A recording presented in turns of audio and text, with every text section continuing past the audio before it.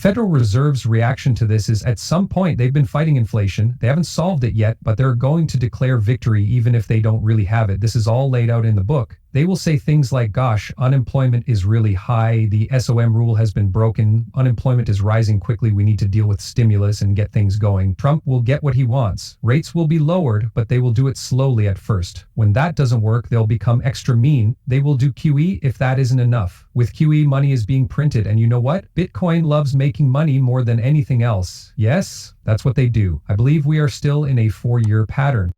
Please excuse me, I believe 140 is the next stop. Okay, so here's the deal. Larry Lepard says it's going to happen. The government is going to print money, which is called quantitative easing. Now here's the deal. When these times come around, we all know how cryptocurrency and altcoins do. It's completely crazy. When is this going to take place? How long will it take for taxes to go through? What are they going to do at their next meeting? I think we all want answers to these questions because if quantitative easing starts next week, it will have a very different impact on the markets than if it starts 2 months from now.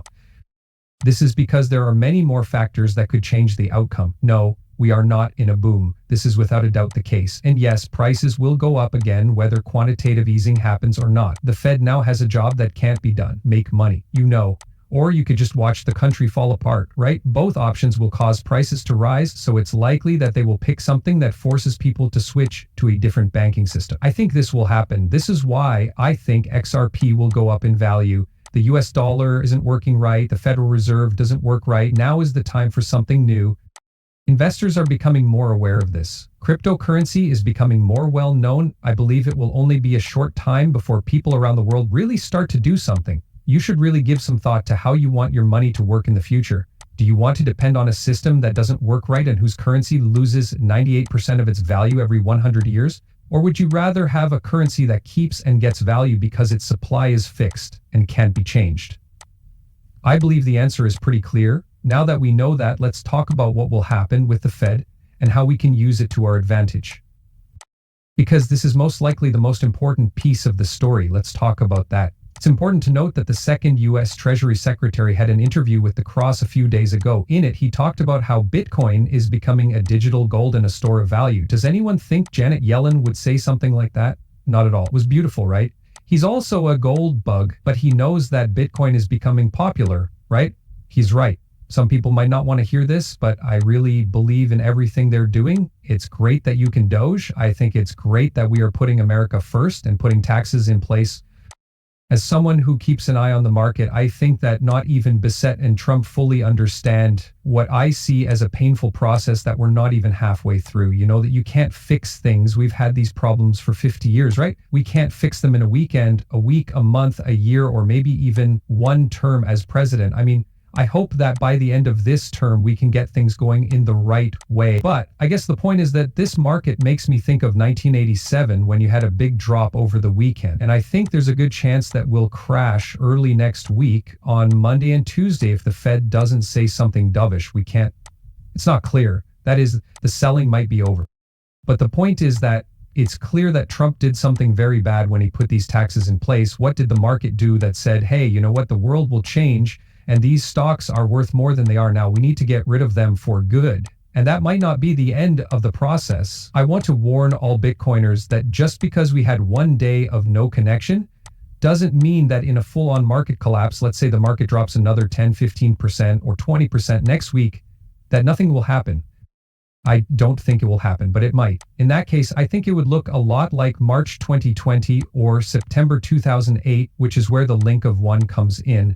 That means everything will fall apart, people will sell, someone with plenty of power will own Bitcoin, and it will be the easiest thing to sell, so they'll do it. As a side note, Bitcoin and gold will become the lifeboats because they can't be stolen. The Fed will have to react with huge amounts of money to help the economy if what I'm talking about happens. As I made very clear in my book, and as everyone listening to this knows, it will be harder, faster, and bigger than the last time.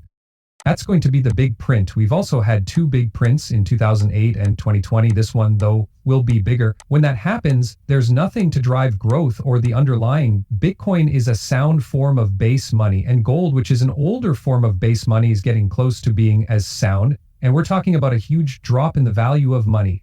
This is how the market could go down if, and it's a big if, I'd say it's about a 50/50 chance. Let's go back to December or October 1987 for a moment. It's called Black Monday, right? I believe it is Monday or Tuesday. Yes, I was in the markets at that time. I was pretty young.